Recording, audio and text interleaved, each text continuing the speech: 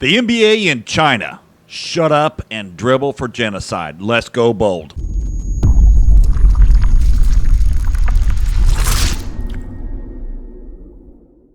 On Saturday, billionaire co-owner of the Golden State Warriors and Democratic Party mega donor, and I'm trying to say this name right, Chima Palihapitiwa, stated that he doesn't care about China's enslavement of genocide and its minorities of the Uyghur population. I'm just going to tell you something, folks. This is one of the most disturbing stories I think we've ever done on the Global podcast, and we've done some very disturbing stories before. But here's basically what happened during a interview in a podcast called All In Podcast. Palihapitiwa waved off concerns about China's ongoing genocide against the Uyghurs, saying nobody, this is his words, cares about what's happening to the Uyghurs. He went on to say he's the CEO of the societal capital, which they boast and they call themselves solving the world's hardest problems. Now, the Shock podcast host was a guy by the name of David Sachs when he dismissed this, really his concern about this enslavement of millions of Chinese Uyghurs because he feels that no one cares about them. Now, Palihapitiwa went on to add that he has other, this is his words, other priorities. Nobody cares what's happening to the Uyghurs, okay? This is his words. You bring it up because you really care, and I think it's nice that you care. The rest of us don't care. This is his words. Pretty evil. He goes on to say, I'm telling you the very hard, ugly truth. All of the things that I care about, yes, is below my line. Really? All of the things that I care about is below my line? Let me go further. And I think a lot of people believe that. And I'm sorry if that's the hard truth to hear. But every time I say I care about the Uyghurs, I'm really just lying. And I don't care. I'm using his words. And so I would rather not lie to you and tell you the truth. It's not a priority for me. Guys, I'm going to tell you something. When you and we're gonna dig into this whole Uyghur problem. We've talked about this before on the Gobo podcast. But when he had this exchange, Palihapitiwa had this exchange. He also claimed that China wasn't a dictatorship and it was no worse in human rights violations than here in the United States. I want you to let that sink in.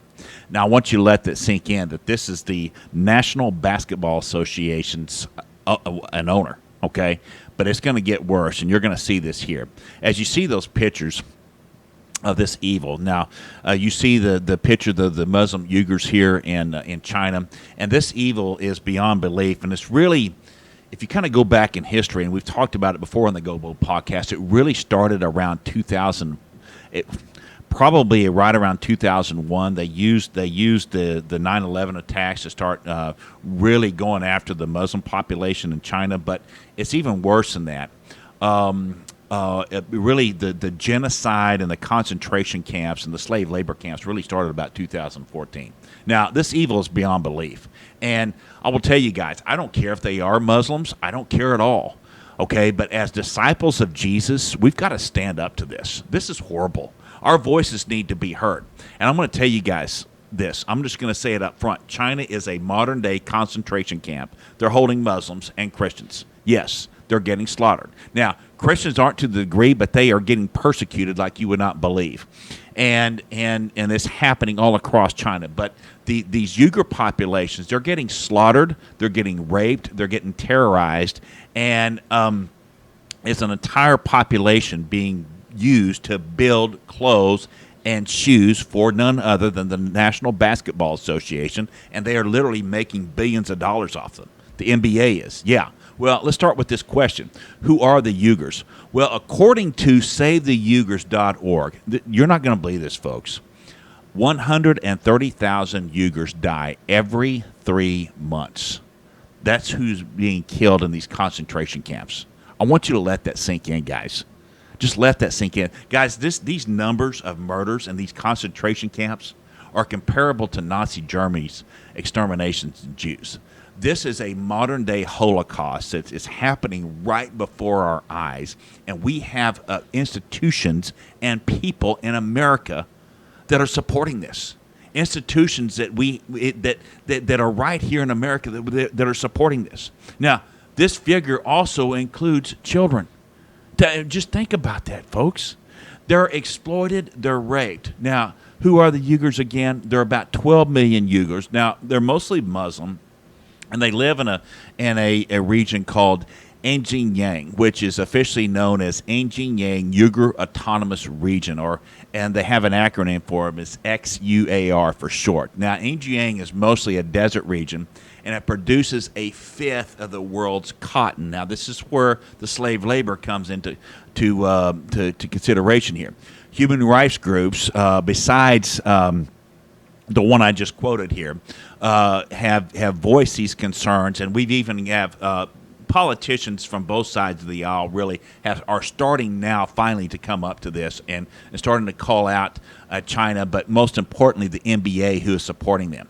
Because here's the thing: these cotton exports, these are forced by these concentration camps in these Uyghur regions, forced labor. Yes, indeed.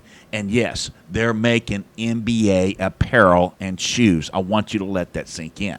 Now, here's the thing. The National Basketball Association is cashing in billions of dollars in slave labor checks from China worth billions and billions of dollars. And here's what I'm saying to this, all while saying nothing, absolutely nothing about China's global transgressions that they have. But that silence is not about to even get harder, because here's what I'll say. Back last year here on the Go Bold podcast, we did a podcast called Is China Stupid? And we really called out Nike for using a lot of this slave labor. Now, and being fair to Nike, and we're going to report accurately here on the Go Bold Network, but here's the thing.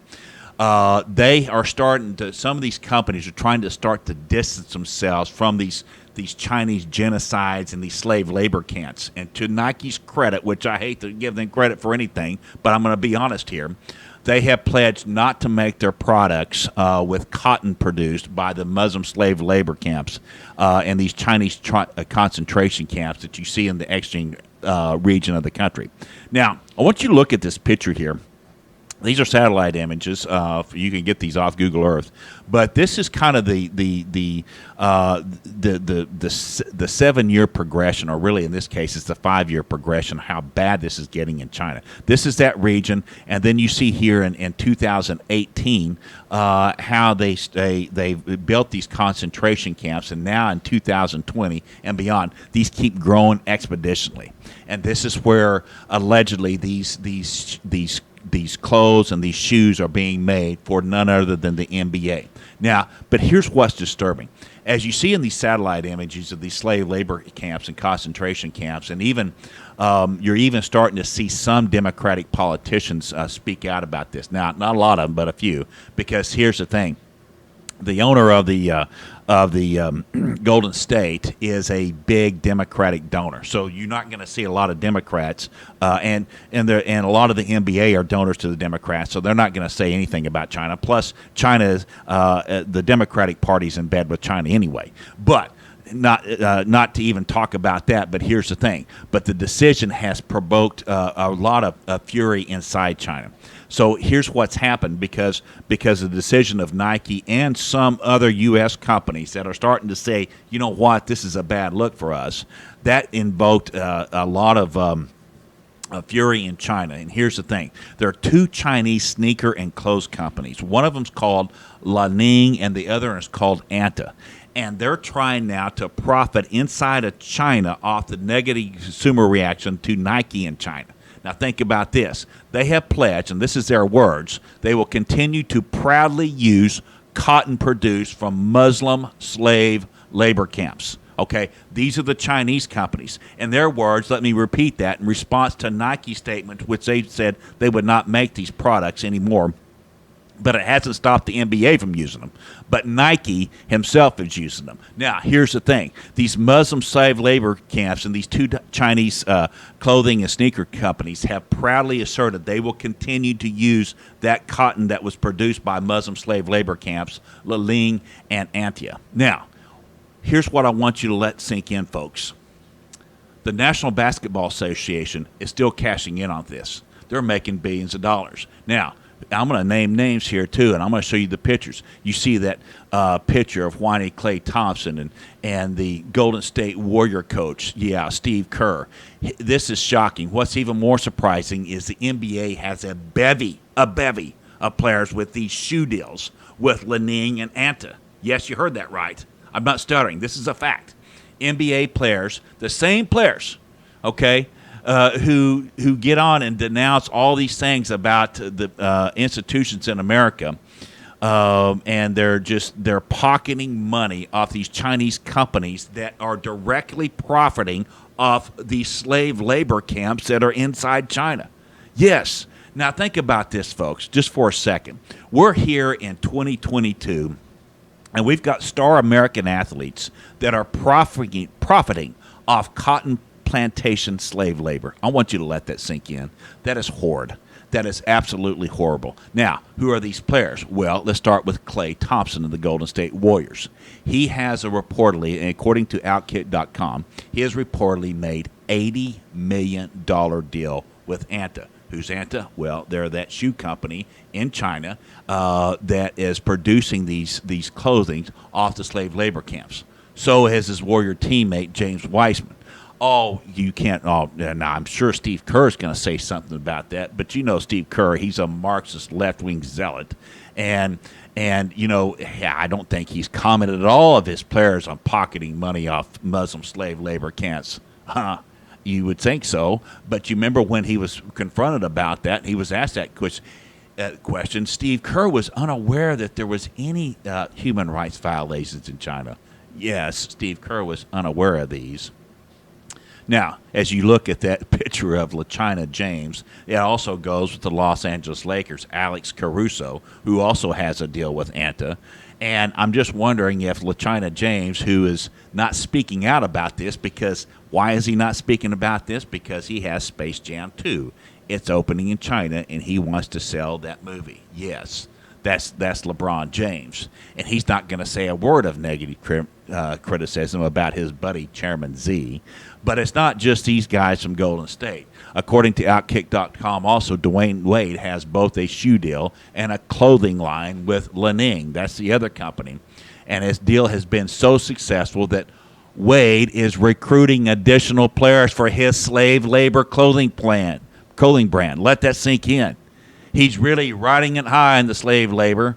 Thanks, you guys. Wade's profits from the slavery he's added, C.J. McCollum, D'Angelo Russell to his cotton plantation family. This is horrible, folks. This is absolutely horrible. Both these men recently penned their own endorsement deal with these slave laborers, and they're proudly wearing the Li-Ning gear at NBA games. Not to be outdone, you can include Jimmy Butler in that. You could also include the of the Heat. Fred VanVleet also recently added this to his slave labor profiteers and endorsement of their profile, signing their own deals with Li-Ning. Folks, this goes beyond peril. This is beyond peril. Who knew that slave labor was so profitable? What a deal. You see, you might be wondering, what does the NBA believe is appropriate for some of its star players to be wearing sneakers or gear during their league games that's produced proudly by Chinese company that have explicitly endorsed slave labor for their products. But it's worse than slave labor, folks. These are concentration camps. People are dying. People are dying. You saw what I quoted from the Uyghur.org site, okay? And what do these star players think is appropriate given their positions? And they're endorsing these products with these slave laborers when people and women and children are dying in these concentration camps. Imagine for a second we had an organization in the United States that endorsed products from Nazi Germany, or worse yet, the KKK. The NBA's duplicity in this has made me sick, and it's beyond a modern-day hate crime that's beyond peril. Well, now, I guess you could say the league and the players have all of a suddenly gone silent. Every single player in the NBA has declined to comment. And why you ask about the NBA players about endorsing products with slave labor, wearing them during actual NBA games, This would be completely stunning. But, of course, it's par for the course with the Marxism that we see today. Now, here's the real question. Will the NBA and the media, which functions mostly as cheerleaders for the league, actually continue to press the league and players for these massive, massive hypocrisy? Will the league continue to shut up and dribble for China with barely a hint of criticism? That's horrible. Could the NBA commissioner, Adam Silver, actually own up to the league's expressed ideals that ban the use of slave labor products during these games? Potentially, would he really anger his Chinese bosses? I don't think so. You see, the NBA is going to keep taking money from a modern-day Nazis running this actual Muslim slave labor cotton plantations. And the NBA will keep right on bowing to their Chinese masters. It is horrible. It's pitiful, but it's in reality. These players, these coaches, and these leagues officials are neither smart enough, they're really kind of stupid if you ask me, and understand that they are being pawns in this globalist Marxist propaganda game against the United States. Sadly, we have many politicians today that are on the side of China and the United States. Do they know exactly what they're doing? Well, I hope they do, but I don't think they do. Because when they push comes to shove, the NBA star players and the league officials are not going to wibble, are not going to shut up. They're going to continue to dribble for genocide. They're going to shut up and dribble for genocide. Yes, they will. Now, let me just say this, folks. I love the game of basketball. I loved a lot of the players and even some of the current players. I've watched and supported the NBA for years. But as a disciple of Jesus, we can't support this evil anymore. I fully understand that not all of them support. But here's the thing, folks. Silence is support of this Holocaust. We can't stand. We can't stand for this. We have to be bold and we have to speak out. What happens? What if it were your kids? What if it were your parents? I want you to let that sink in. This is a modern-day Holocaust that's happening right in front of our eyes, and we're just letting the NBA just do whatever they want to because why? They're making a profit off of it. How much better is it to get wisdom than gold and to get understanding rather to be chosen than silver? The highway to the upright is to depart from evil. He that is keepeth his way persevereth his soul, Proverbs 6:16 and 17. And that, my brothers and sisters in Christ, is how we go bold today. Speak up, be loud, and go bold.